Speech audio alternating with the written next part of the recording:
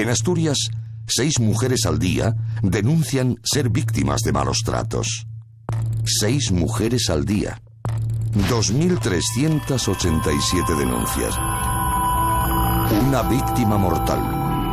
Un número que jamás debió sumarse a ninguna estadística.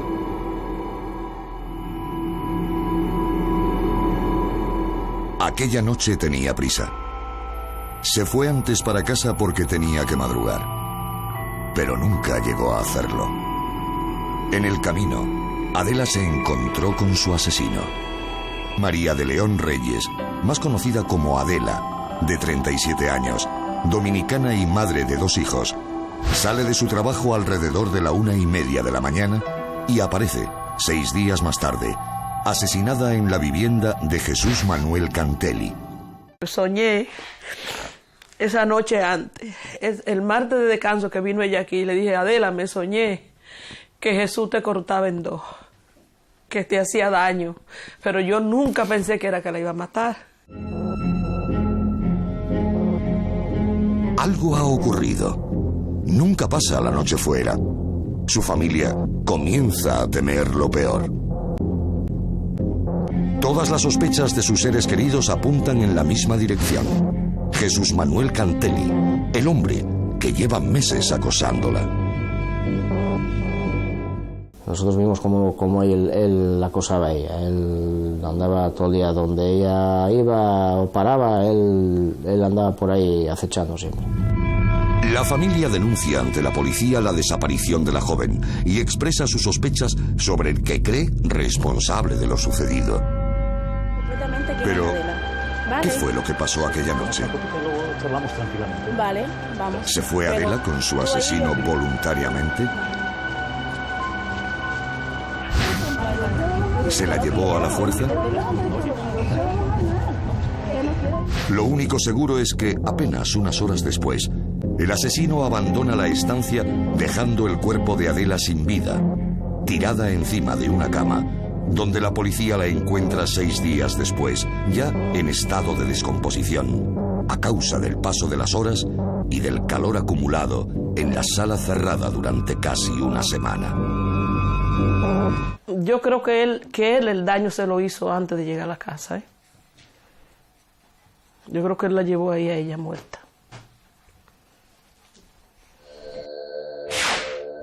La policía judicial busca las respuestas y sobre todo le sigue la pista a un hombre: Jesús Manuel Cantelli. Sandokan, el Patata, Chus el Patata. Demasiados nombres para un solo rostro. Un hombre cuyo último rastro se pierde el 1 de agosto de 2008. Jesús Manuel Cantelli es detenido en Oporto el 7 de marzo de 2009. Ya ha confesado ante la jueza que él ha matado a Adela.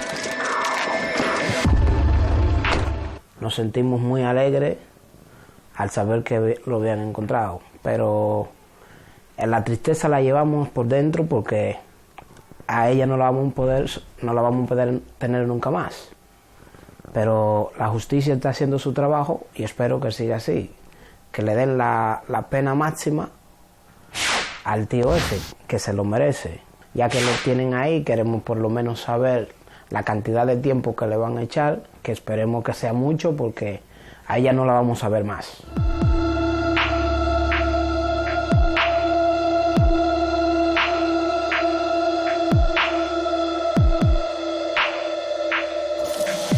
La familia de Adela tuvo un gran apoyo de la sociedad asturiana. Los crímenes de género provocan cada vez más la reacción popular que en ocasiones es determinante, como en el suceso de Cristina Fanjul.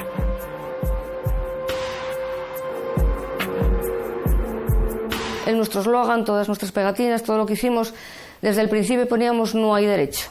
Mucha gente nos preguntaba que de dónde había salido, y era que permanentemente lo único que oíamos a la gente decir era "no hay derecho a que esto pase, no hay derecho", y bueno, pues con eso, mismamente el mismo fin de semana hasta el siguiente fin de semana, porque lo de Cristina fue de sábado, ya salimos a la calle, en este caso en nuestro pueblo, en La Felguera, pues eso, con nuestra pancarta poniendo "no hay derecho", los amigos de Cristina, los que éramos padres, su familia, y puedo deciros que todos, 4.000 personas era lo primero que ponía de Langreo, venían detrás de nosotros a gritar no hay derecho y a pedir justicia. La joven Cristina Fanjul fue salvajemente agredida en la madrugada del 6 de febrero del año 2000, junto a la vía del tren, en Avilés.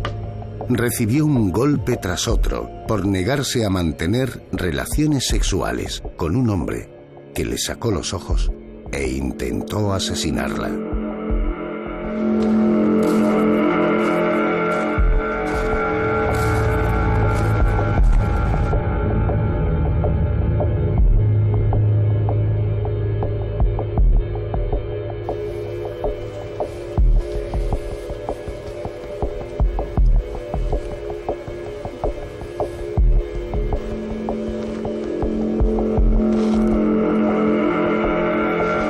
Cristina se niega a mantener relaciones sexuales con Fernando.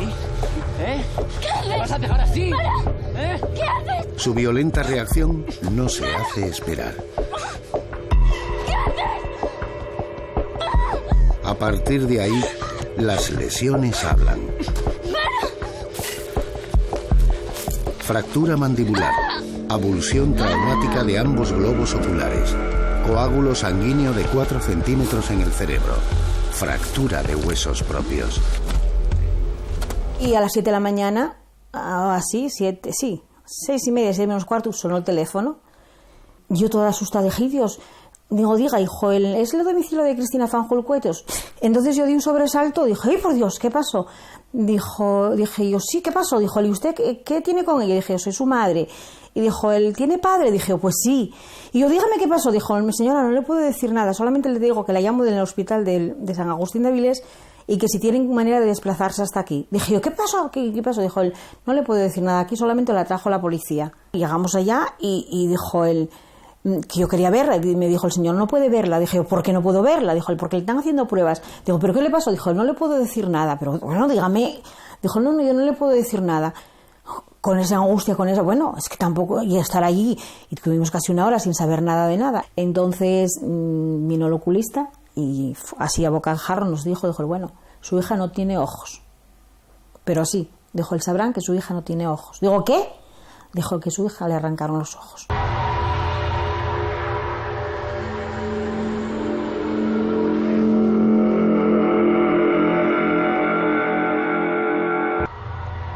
Fernando Sanz, vecino, fue condenado a 5 años por agresión sexual y a 20 años por asesinato intentado. Estaba Cristina, bueno, en ese caso yo estaba acompañándola en el acto institucional que se celebraba en Asturias, que era en Langreo, el Instituto de la Mujer siempre miró a Cristina. Allí estábamos en ese acto, 25 de noviembre, y al salir su madre nos estaba esperando con la triste noticia de que el abogado la había llamado para decir que su padre solicitaba el indulto para Fernando. Entonces, bueno, pues nada, lo único que pensamos en ese momento y que siempre tuvimos muy claro es que íbamos a volver a salir a la calle. 250.000 firmas en contra del indulto de Fernando. Miles de mensajes de apoyo. Finalmente, el Consejo de Ministros, reunido el 26 de marzo de 2004, rechazó el indulto. Otra nueva batalla se ganaba. Fanjul continúa su lucha. Fernando Sanz, vecino, su agresor, ha solicitado permisos penitenciarios. 42.000 firmas, presentadas en abril de 2009 ante el juez de instituciones penitenciarias, es otro paso más en esta dura batalla.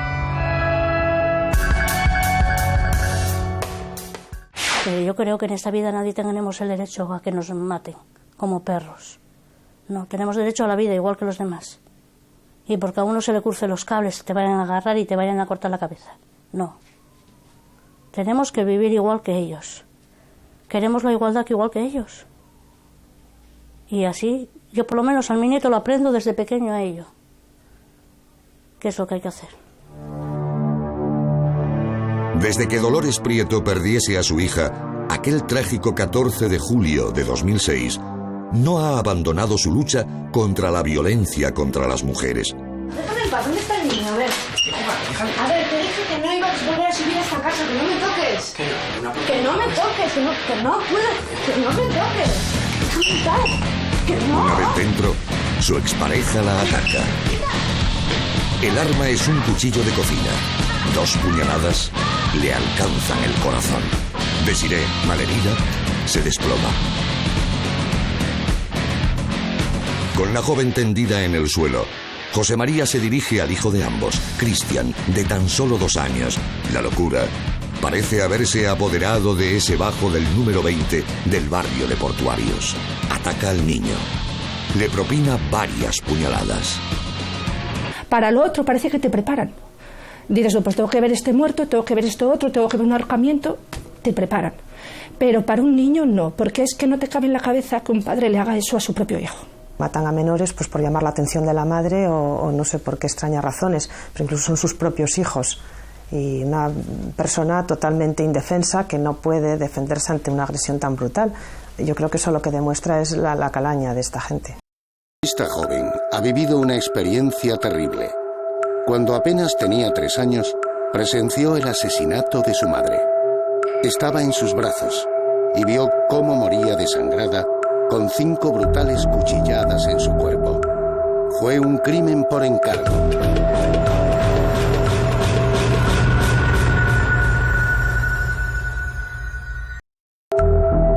Ella y su hermano saben hoy quién dio la orden de matar: su propio padre.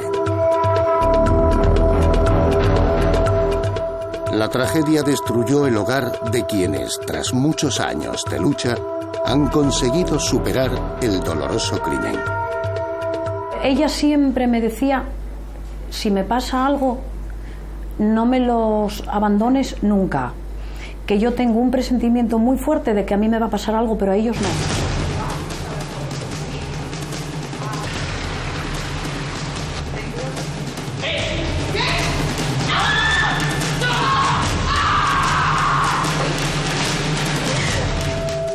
María Isabel Fernández murió apuñalada en abril de 1991. 3 sicarios gallegos viajaron hasta Moreda para asesinarla. Su marido, Gregorio, contrató a los mercenarios.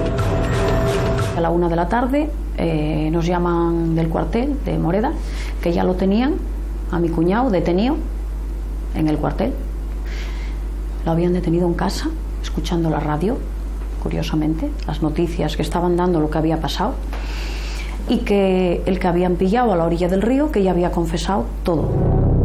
Iván y Delfi, los hijos de María Isabel, con la ayuda de su tía y de los que hoy son sus hermanos, consiguieron salir adelante de un suceso que pudo haberles destrozado la vida.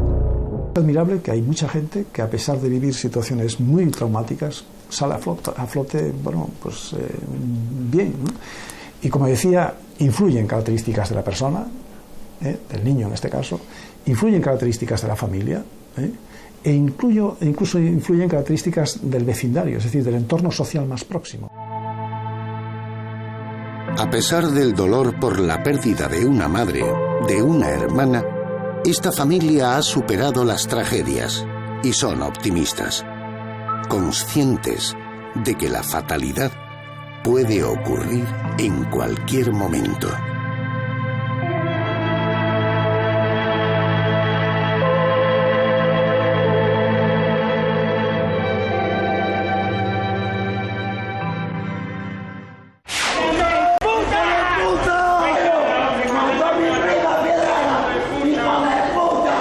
Rabia. Ese era el sentimiento de los familiares de Anabel Gutiérrez cuando la policía detenía a su expareja, Juan Antonio Santiago Abad, por la muerte de la joven.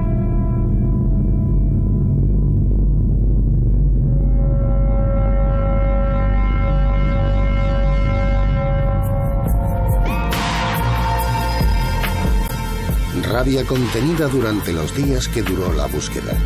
Una semana, la más larga, en la vida de la familia de la joven de Llaranes. Ni duermes, ni estás del día, todavía se te pasa un poco más rápido, encima estabas con las cosas de los medios y demás, pero la noche, pues la angustia de no saber dónde está, si está bien, si está mal, o sea, es que no sabíamos nada. 7 días después de la desaparición, el 21 de junio, 2 vecinos del pueblo de Cogollo, en Las Regueras, encuentran el cadáver de la joven Anabel. Todo apunta a una persona, Juan, exnovio de Anabel. Todas las miradas se dirigen hacia él. Yo desde el primer día lo tuve muy claro, lo que pasa que tampoco podías acusarlo a él, vamos, porque si por lo que fuera luego no hubiera sido él, pues te podía caer un buen marrón encima, vamos. El autor del crimen se derrumba en el interrogatorio policial y confiesa tan solo un día después de que apareciese el cuerpo sin vida de Anabel. Dice recordarlo todo de forma vaga. Se supo que Anabel murió de un fuerte golpe en la cabeza. Lo que no había trascendido es que no hubo lucha, sino que tan solo trató de proteger partes vitales. El jurado popular determina que el asesinato de Anabel Gutiérrez se produjo con alevosía y ensañamiento. Además, concurren los agravantes de parentesco, tiempo y lugar. Que lo cumpla, sí, que no salga a los 10 años o menos. Ahora van, no sé lo que pasará porque van a recurrir, pero no creo, hombre, si hay justicia no creo que lo dejen salir. Ahora tendría que cumplir todo lo que le meten, lo que le digan que lo cumpla. El Tribunal Superior de Justicia de Asturias ha reducido en 3 años la pena del asesino de Anabel. Su abogado recurrirá de nuevo. Quiere conseguir una pena aún menor. Y lo que pide es más rebaja de la pena, en el sentido de que entiende que tampoco se cumplió la alevosía y que debe estimarse una eximente, que es la del trastorno límite de la personalidad. Anabel, una muerte y un asesino que no quiere pagar.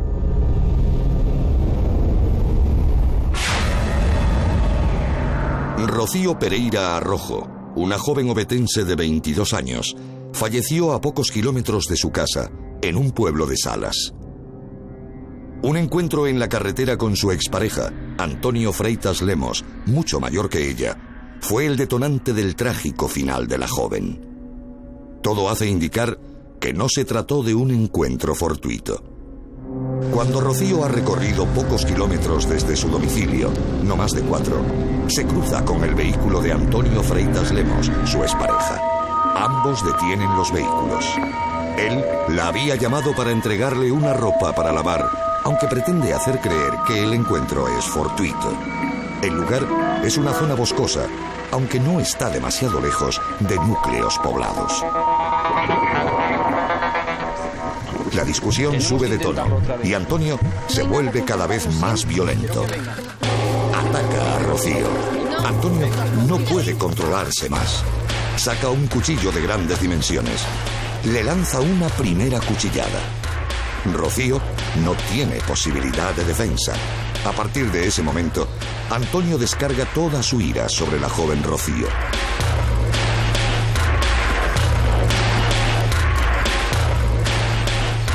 Después, Antonio trata de deshacerse del arma homicida y lanza el cuchillo hacia lo profundo del bosque.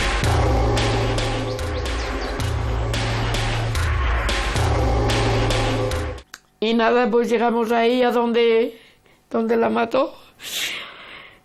Paró el coche y donde paró el coche había un gran charco de sangre. Cuando yo voy a poner los pies, justo estaba el baño de sangre allí. Este hombre tiróse al monte abajo. Estaba la Guardia Civil allí buscando el cuchillo. Y había otros en la carretera que me dijeron que callara. Y yo, ¿cómo voy a callar? Que era la hija que tenía. ¿Cómo voy a callar que tenía 22 años? Un año después de la muerte de la joven, la familia se enfrenta a otro de los peores momentos de su vida. En 2004 comienza el juicio contra la persona que le ha arrebatado de la vida a Rocío. El único imputado, Antonio Freitas, se muestra muy tranquilo. Finalmente, el jurado declara a Antonio culpable de la muerte de Rocío y le condena por asesinato, a pesar de que previamente se había calificado el caso como homicidio. Cayeron y 20 años, pero tenía que pudrirse en la cárcel hasta que ya no pudiera salir. Son 20 años y no es nada, pero no va a estar ni 15. Ni 15 va a estar, porque nos dijeron que iba a salir bien pronto. Sí, porque se está comportando muy bien. Vidas destrozadas, rotas, crímenes en respuesta que se ejecutan bajo el signo del odio machista. ¡Que no! ¡Que quites, que no quiero! Esta es la cara de uno de los asesinos más peligrosos de nuestro país. Florencio Domínguez, asturiano, nacido en Oviedo, es autor de 3 homicidios y 2 intentos de asesinato.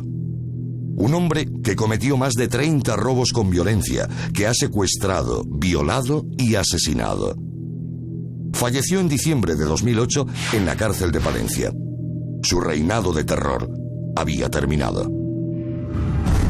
Por esta carretera, al parecer, y cogió y le pegó el tiro y lo dejó por allí, por el hueco aquel de la sierra aquella. Y automáticamente, por lo que se ve, encontraron la escopeta de cañones recortada con la que la había matado ahí en esa caseta. Me apuntó a mí en la cabeza y me dijo que o me callaba o que me daba un tiro. Yo le dije, pero mataste a Fernando, y él me seguía diciendo que no había pasado nada, que estaba abajo y que no pasaba nada. Total, que no me moviera, que estaba cargada, que me mataba. Total, que me tiré del coche. Me tiré del coche y al salirme del coche me intentaron agarrar y me tiré. Y al estar en la trasera del coche me dispararon. Yo he visto un palo, que es un palo de estos de los palés así gordo, que fue el que le partieron la cabeza. Y total, que lo bajaron al ambulatorio, lo estuvieron pelando la cabeza, le estuvieron cortando el pelo.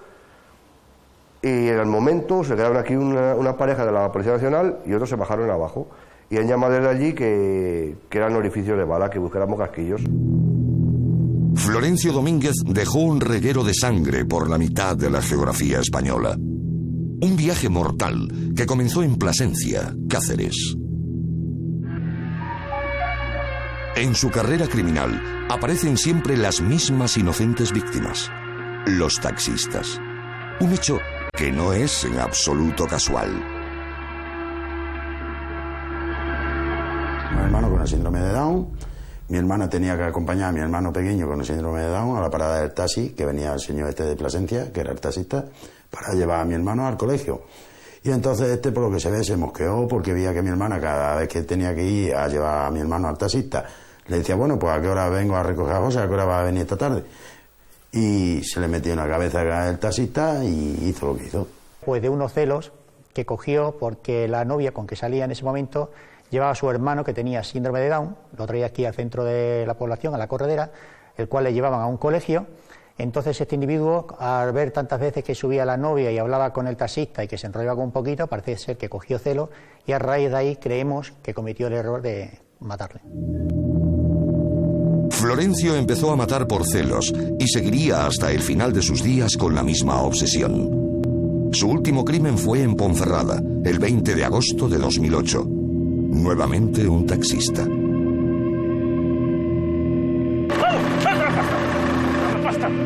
¡Vamos! ¡Suelta la pasta! ¡Joputa! ¡Suelta la pasta! Finalmente, es detenido una semana después. Florencio estaba en prisión cuando un ataque al corazón acabó con él.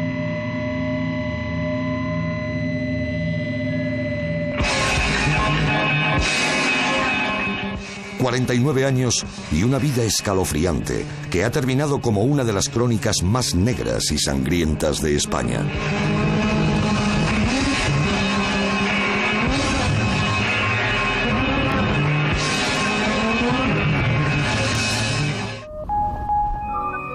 El Loco. Así era conocido Fernando Alberto Rivero Vélez en los ambientes marginales de Madrid. Tenía 30 años y residía en Alcalá de Henares desde que, siendo aún un niño, abandonase su Langreo natal. La historia de Rivero es muy triste desde el principio, ¿no? Él tiene una historia muy triste personal y familiar. Su padre muere cuando él es muy joven, en unas circunstancias un poco extrañas. Parece ser que fue una reacción alérgica a una inyección que le pusieron al hombre. Tiene varios hermanos, entra en el mundo de la droga, es un camino al principio típico de un yonki, ¿no? Empieza cometiendo robos, cada vez con más violencia, posiblemente por la mezcla de drogas. El salto que da ya en Reyes Católicos, en Madrid, a finales de los 90, ya es un salto cualitativo, ¿no? Ahí a Rivero lo que hace, él ya había caído bastante bajo por el tema de la droga. La noche del 2 de julio de 1998 entra en el Hotel Reyes Católicos, situado en la calle del Ángel, en Madrid. Lo hace con un único propósito: dar el palo de su vida. Quiere atracar el establecimiento. ¿Dónde está el dinero? ¿Dónde está el dinero? No tengo ni idea. La caja. ¿Y vos no habías trabajado, joder? Es de madrugada. Todo está tranquilo y no le resulta difícil reducir al recepcionista, un joven malagueño. Le maniata y le amordaza, pero algo sale mal. Dos clientes llegan en ese momento y Rivero Vélez se ve obligado a amenazar a ambos.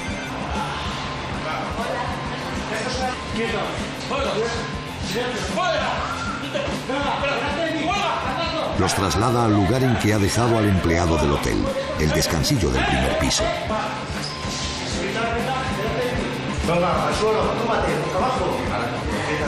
Son demasiados. 3 personas han visto su cara y podrían reconocerle. En la boca no, que tengo asma. No me toques la boca. Tranquila, que por el asma ya no tendrás que preocuparte más. El atraco se convierte en un brutal asesinato, con un balance de 2 víctimas mortales y una tercera con el cuello rajado.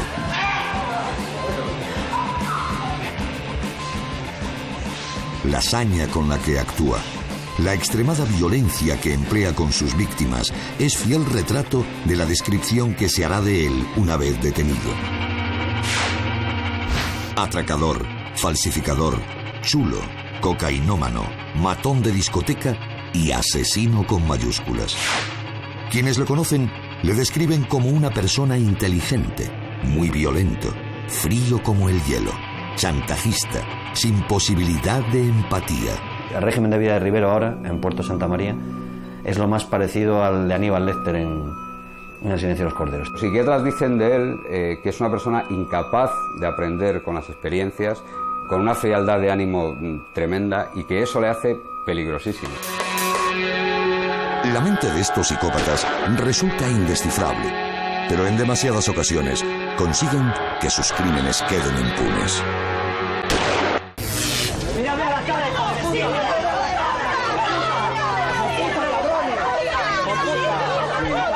Esta es la imagen de la desolación, el desconsuelo y la impotencia de unos padres que buscan sin éxito, desde hace casi un lustro, respuesta al asesinato de su hija pequeña Sheila.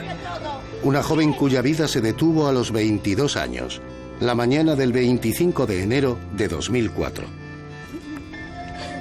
Fue en el Alto de la Collada, en el límite entre Asturias y León, una adversa madrugada invernal. Un único disparo, del calibre 6.35, truncó la existencia de una joven a quien todos auguraban un futuro prometedor. El autor del criminal disparo aún permanece en libertad. Lo que aparentemente iba a ser un asesinato de muy fácil resolución se convirtió a los pocos días, no digamos nada ya a las pocas semanas, en un caso especialmente complicado. 6 meses después del crimen, el 24 de julio de 2004, la Guardia Civil detiene a un joven que había mantenido una breve relación con Sheila. Se trata de Borja Vidal Gómez, un chico que por aquel entonces tenía 19 años y residía en la localidad de Villajer de la Ciana, próxima a Villablino. Fue el único imputado en el caso. Tras evaluar los indicios que los investigadores de la Guardia Civil presentaron contra él, fue puesto en libertad. El juez encargado del caso no encontró argumentos legales suficientes para pasar a la fase de vista oral. Nos sentimos indignados y pisoteados por la justicia, ¿no? Es como si fuera una burla hacia nosotros y hacia Sheila, ¿no? Que Sheila se merecía que se hiciera cristiano, no que un asesino quede por ahí. ¿Qué tiene que pasar a partir de ahora? Pues se produce una paradoja, porque por una parte tenemos que tener un dato nuevo que se pueda añadir a aquellos con los que ya contamos para continuar o reabrir una investigación, pero por otra ese dato nuevo solo puede surgir de un acto de investigación judicial o policial, con el que no contamos. Con lo cual, ¿qué tengo que decirle yo a la familia? Que tiene que investigar por su cuenta. Pero la familia y los amigos de la joven asturiana no tienen otro objetivo vital que mandar a la cárcel a los responsables del crimen. Eso que piensen que no adelantaremos nada. Pero el nombre de mi hija no va a quedar ahí archivado. El nombre de ella no va a quedar ahí archivado. Somos nosotros suficientes para decir su nombre. Y lo vamos a seguir diciendo. Y seguir pidiendo justicia. Y que el asesino vaya a prisión. Es lo que vamos a seguir luchando por ello.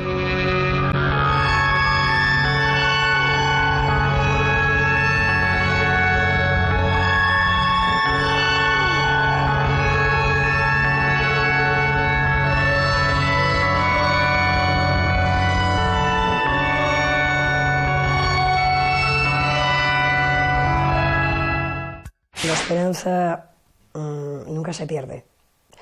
Quisiera que esto se resolviera algún día, de verdad, lo quisiera. Pero cada vez hay menos esperanza, porque ¿quién está trabajando en ello? Si nunca lo hicieron, ¿quién está trabajando en ello? No está trabajando nadie. Entonces, esperanza es lo último que se pierde. Han pasado 19 años desde que Sonia perdió a su hijo. 19 años buscando justicia. Alfredo Nuño Rato tenía 24 años. Vivía en Avilés. Era fotógrafo y militante de las Juventudes Comunistas y de Comisiones Obreras.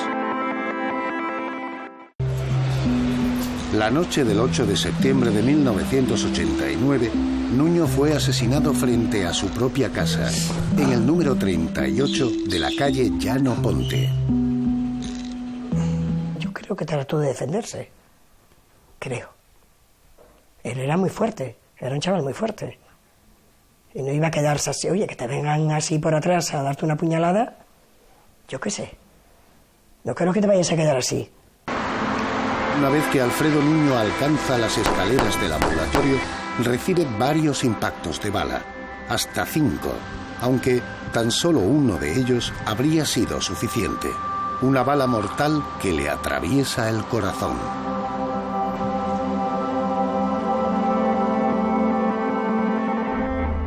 Aquella madrugada fue muy dura, porque que te piquen el timbre y te digan, ¿eres la madre o hermana de Alfredo Nuño Rato? Digo, no, Alfredo Nuño Rato era mi hijo, es mi hijo. Está muerto ahí, así, No tuvieron ningún miramiento. Lo mataron de unos tiros ahí, está tirado ahí delante del ambulatorio. Una de las primeras hipótesis de las que se hicieron eco los medios de comunicación fue una discusión en las fiestas de Versalles como origen del asesinato del joven Alfredo Nuño. Más tarde se producen las primeras detenciones y comienza a hablarse de un móvil político. Nuño Rato estaba afiliado a las Juventudes Comunistas y a Comisiones Obreras. Ese perfil de militante de izquierdas y sindicalista hizo que se plantease la hipótesis de un crimen de motivación ideológica.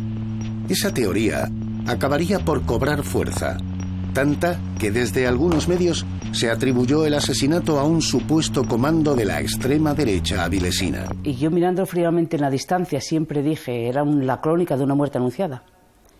Porque a alguna gente le dijimos, tienes que ser más cauto, tienes que tener mucho cuidado. Por los ambientes donde te mueves, se mueve otro tipo de gente que tú sabes que es muy peligrosa. El expediente del crimen del fotógrafo en el número 38 de la calle avilesina de Llano Ponte continúa sin poder cerrarse. Numerosas dudas siguen en el aire. ¿Murió el joven avilesino porque sabía demasiado? ¿Por su militancia política? ¿O todo fue mucho más simple y tan solo resultado del azar? Es posible que algún día sepamos la respuesta. Es un sitio muy escondido del pueblo que nada más que conoce gente de por aquí, y en este caso de Almodóvar del Campo. Aquí se buscó y fue cuando apareció, pero lo que sí que está claro, dicho en el sumario, y por toda la gente que siguió este caso, pues que mi hermano fue asesinado en Xlao y trasladado hasta aquí para hacer creer que se había caído de ahí arriba. Marcelino Cortés, 42 años, topógrafo, natural de La Viana.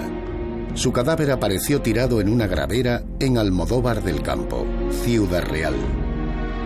Fue el 12 de abril de 2001. Un viaje para disfrutar de la compañía de su familia, del que nunca regresó a Asturias.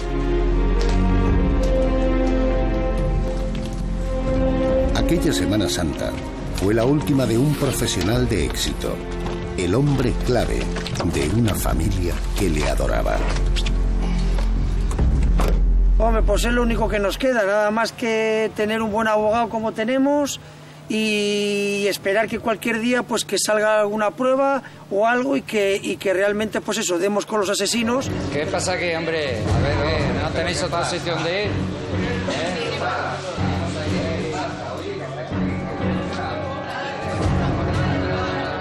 Los dos asturianos tienen una pelea con el grupo de muchachos que hacen botellón.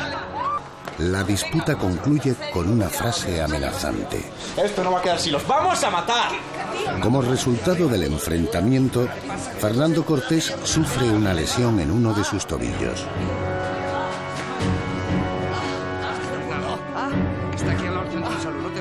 La trifulca no ha pasado a mayores y los dos hermanos se dirigen al Centro de Salud de Almodóvar del Campo para que Fernando sea atendido.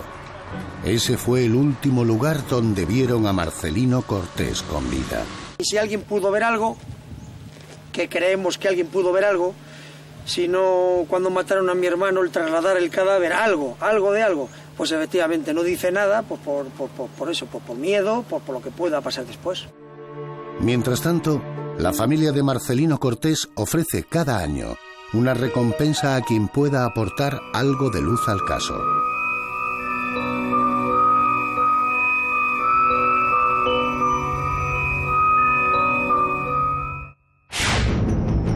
El 10 de septiembre de 2000, la sociedad asturiana se despierta con la noticia de la muerte de un hombre a tiros en una cantera de Las Regueras.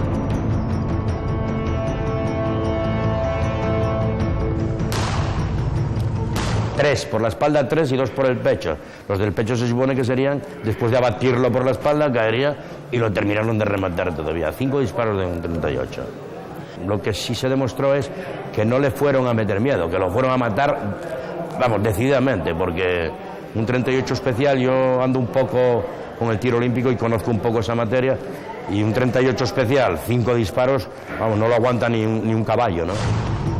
Se rumorea que ha sido una mafia turca. Ha sido un ajuste de cuentas. Nadie cree que una cosa así haya podido suceder en Asturias. La víctima, el exboxeador José Ramón Álvarez Cabañín, estaba en libertad condicional por un asunto de drogas.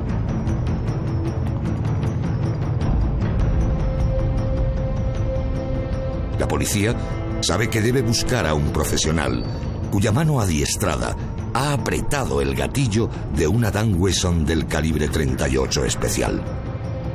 Un asesino que anda suelto y al que hay que dar caza antes de que vuelva a actuar. Desde el primer momento se pensó en un posible ajuste de cuentas porque José Ramón estaba en libertad condicional por tráfico de drogas y 3 días antes parece ser que había hecho un viaje a Villalba, en Madrid, para adquirir una partida de cocaína de 10 kilos de cocaína por 53 millones de pesetas. Y parece ser que era en la cantera donde se iba a efectuar el intercambio. Tras el crimen, el revólver se había perdido en el mercado negro. En el 2006, la audiencia provincial decide sobreseer el caso por falta de pruebas. La muerte de Cabañín sigue impune. Ángel Lana, apodado Kiko, era una joven promesa de las categorías inferiores del Real Oviedo. Murió desangrado sin que nadie pudiera evitarlo. Ocurría en el centro de Oviedo, en plena tarde, y sorprendentemente parece que no se pudo identificar al agresor. O quizás no se quiso. Algunos testigos tenían miedo y otros mintieron deliberadamente. ¿Qué o quién se oculta tras la muerte del joven futbolista?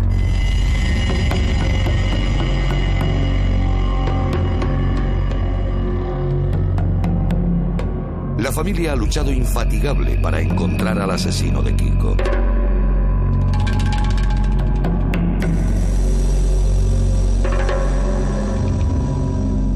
Tienen que seguir buscando, no puede quedar el caso ahí impune. Tienen que seguir buscando y mirando a ver quién mató a mi hijo. Yo no estoy pidiendo dinero, no estoy pidiendo al Estado que me pague la muerte de mi hijo. Lo único que piensa es que no hay justicia. El caso es que mi hermano está muerto, el delito se cometió, pero aquí no hay ningún culpable. Kiko compra 3 dosis. 2 de ellas las esconde en las deportivas y la tercera la guarda en el bolsillo.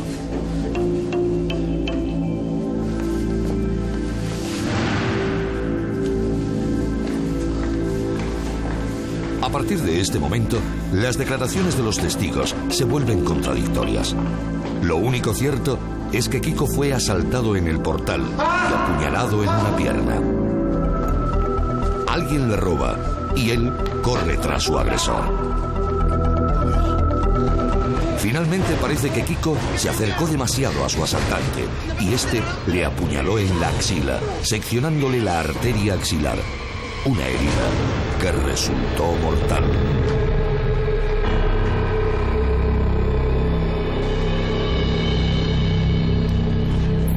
Los investigadores se encontraron con una doble problemática. La primera, la calidad de los testigos. Había testimonios y testigos de personas que vivían en el barrio que tenían conocimiento en mayor o menor grado de lo que había sucedido, pero que tenían miedo a las represalias que podían sufrir por otros toxicómanos y que no querían salir a la luz pública, o al menos formalmente no querían aparecer. La gente no quiere declarar, lo comprendo perfectamente que no quiere declarar, aunque sean cosas muy graves que se pueden descubrir, pero tienen miedo, gente que son delincuentes buenos.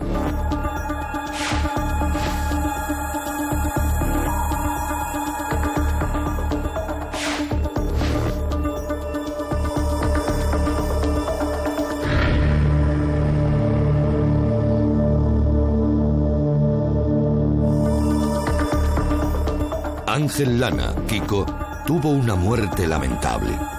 Pero su vida, sus aficiones, sus pasiones quedan en el recuerdo de aquellos que compartieron con él las mejores tardes de fútbol y de quienes le quisieron.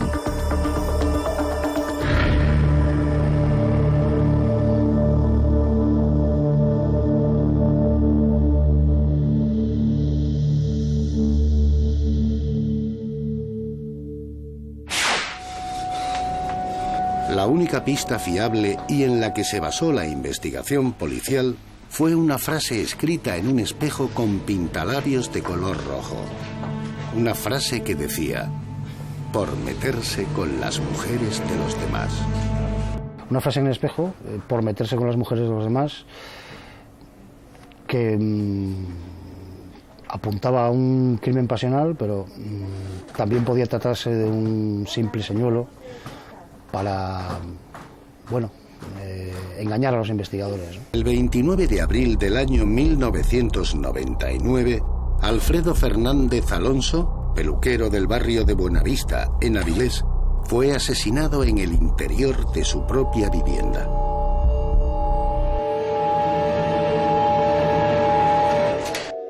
Al entrar en su vivienda, el agresor o los agresores le colocan una manta sobre la cabeza, presumiblemente para que no pueda reconocerlo.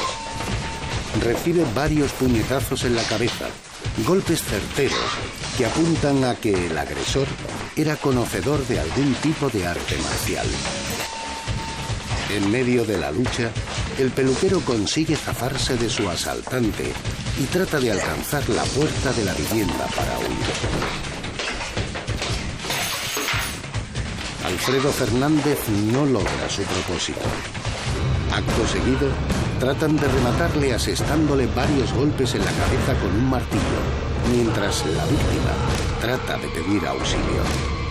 Al comprobar que el peluquero de Buenavista aún permanece con vida, le colocan una bolsa sobre la cabeza, anudada con una cuerda de tendal a modo de soga.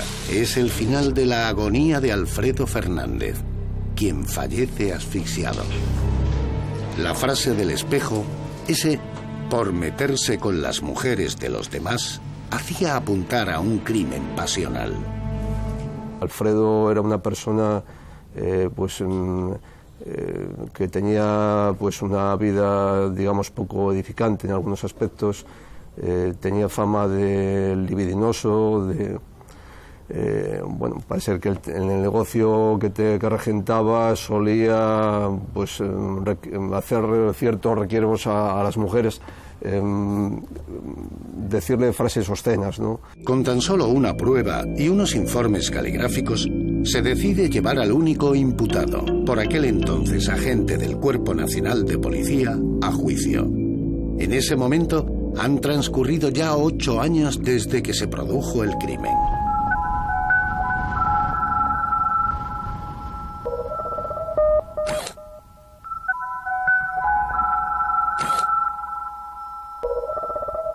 Yo no sé nada de nada.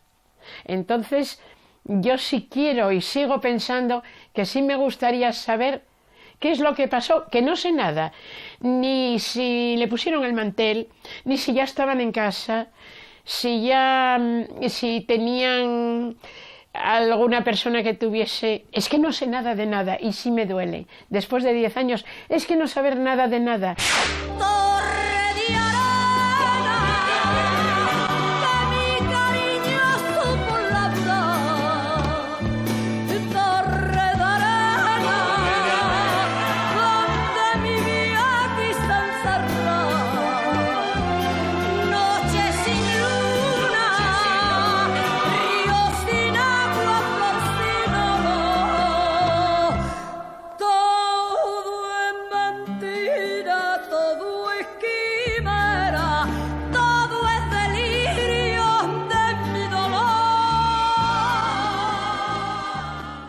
Rambal, el Rambalín querido de Cimadevilla, asesinado violentamente en el 76, se reconocía homosexual y protagonizaba los ambientes nocturnos de Gijón.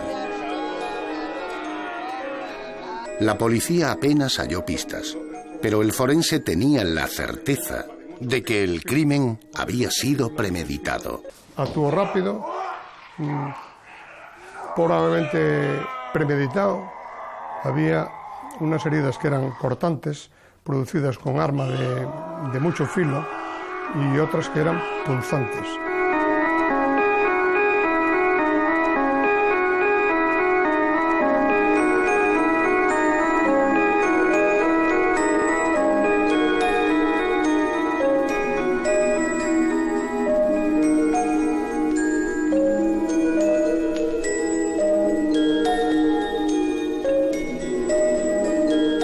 Salvo los datos ofrecidos por el médico forense, las escasas pruebas recogidas en la habitación de Rambal no aportaron información útil al caso. Una vez cotejada la huella que apareció en el interruptor de la luz, resultó ser de un miembro del equipo de bomberos. ¿Quién mató a Rambal? En algunos mentideros de Gijón aún se plantea la incógnita, a veces con bronca y otras entre susurros. Varios escritores asturianos han publicado o publicarán sus impresiones sobre el caso, arropadas con más o menos ficción. Algo de chantaje, que Rambal, incluso en un momento de intimidad en la cama, pues dijo que, y la otra persona prefirió poner fin a la vida de Alberto, que se llamaba Rambal, antes de que trascendiese sus relaciones. Y era una persona o conocida o medio conocida en cualquier ambiente gijonés y antes de que saliese a la luz este escándalo, pues prefirió terminar con la vida de Rambal. Lamentablemente el caso ha prescrito y tan solo los periodistas y los escritores buscan al asesino de Rambal. Quizás por brillo o probablemente porque hay hombres cuya muerte y sobre todo su vida no merece ser olvidada. Una crónica negra de Asturias, historia de la desolación y la barbaridad. Muertes que son siempre incomprensibles, crímenes sin respuesta. Si me he preguntado alguna vez por qué yo, pues sí, pero también me pregunto por qué otras mujeres.